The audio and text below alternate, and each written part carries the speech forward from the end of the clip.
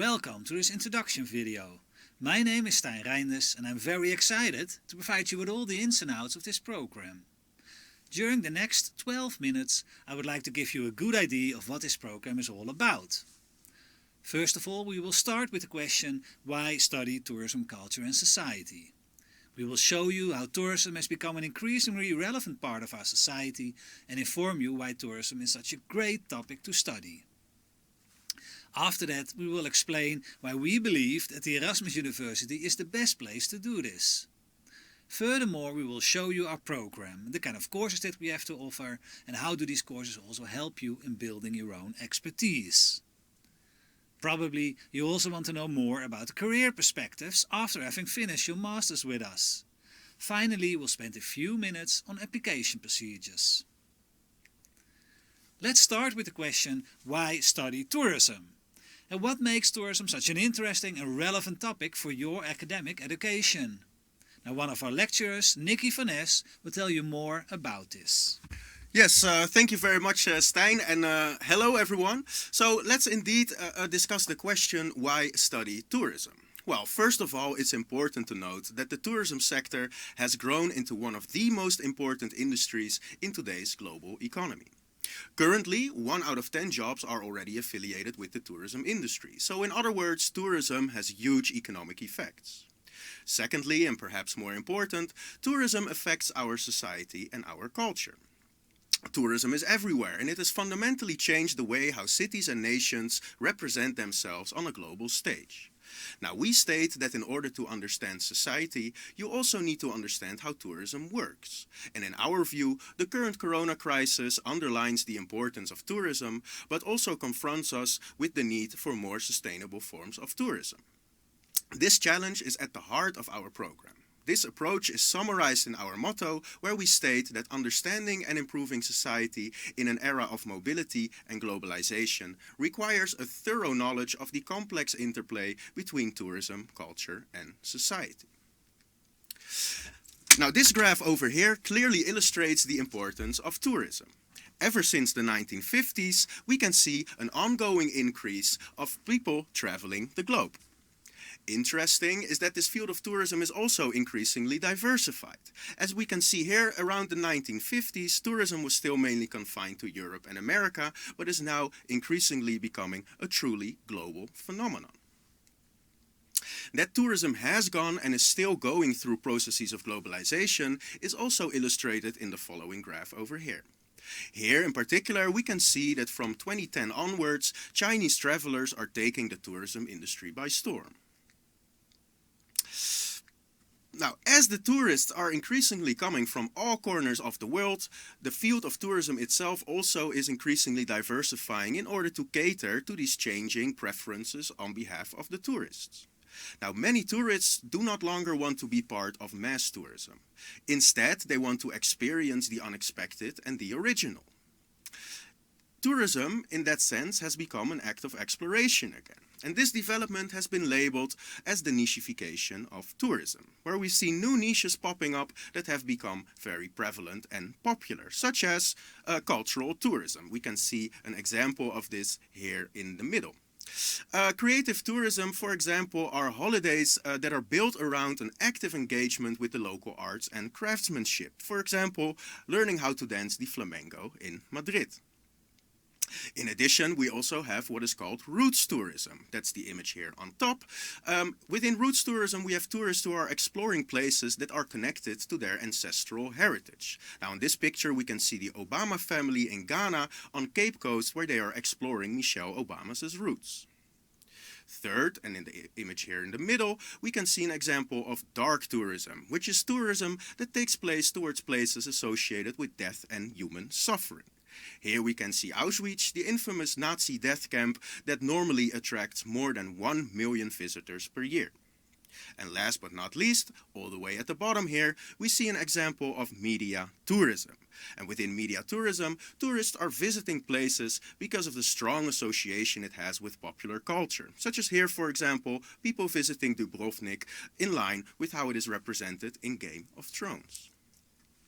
Now, these examples show you the diversity of tourism in today's world, and it also shows how tourism has become intimately connected with contemporary cultures and identities.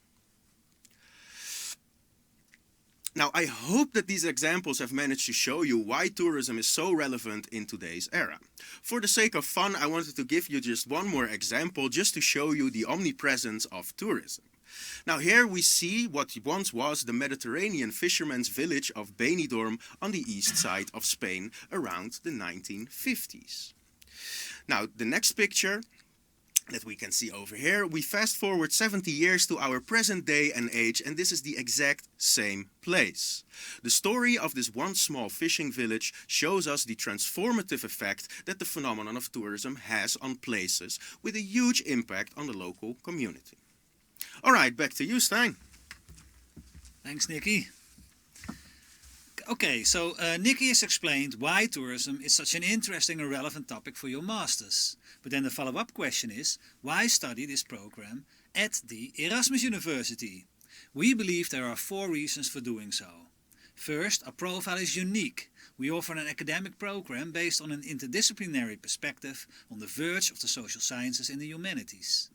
Secondly, our lecturers are all involved in cutting-edge research projects, so we know all about the state of the art in this field. Thirdly, the Erasmus University is one of the most international universities of the Netherlands, with a great reputation. So studying at the UR means that you will become part of a truly international environment, with students from all over the globe. And last but not least, Rotterdam is an upcoming tourist destination by itself, with a rich, vibrant cultural scene. The ideal place to start building your professional network. The academic year consists of 4 terms. The first term of our program is dedicated to theory. You will learn all the important insights and approaches to the field of tourism. The second term is dedicated to applying those theories to more concrete situations, and to learn how to do high-quality academic research on tourism. During the third term you will participate in 2 electives, and this will help you to build your own expertise. The fourth term is fully dedicated to writing your master thesis. There you will design your own research project under the supervision of one of our professors. The master thesis is an important part of the program. You have a lot of liberty to choose a topic that you find interesting.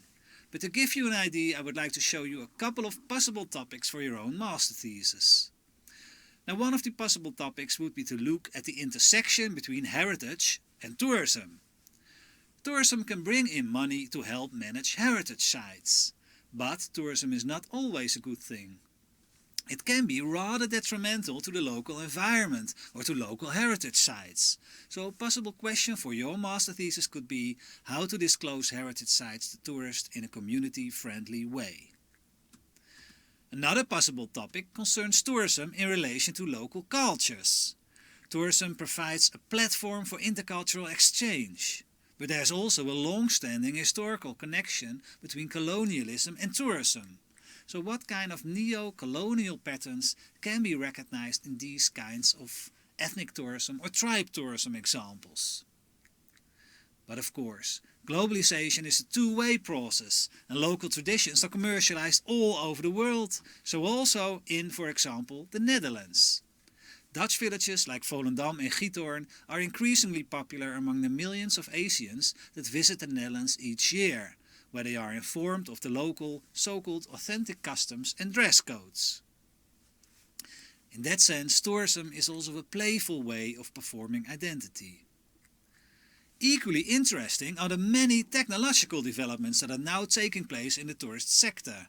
Think, for example, about the digitalization of tourism and culture, and the rise of new and social media have fundamentally changed the way how we book our trips, get information, share travel experiences, review hotels. So for your master thesis, you might opt to investigate opportunities and challenges of digitalization for the tourist economy. So far for possible thesis topics.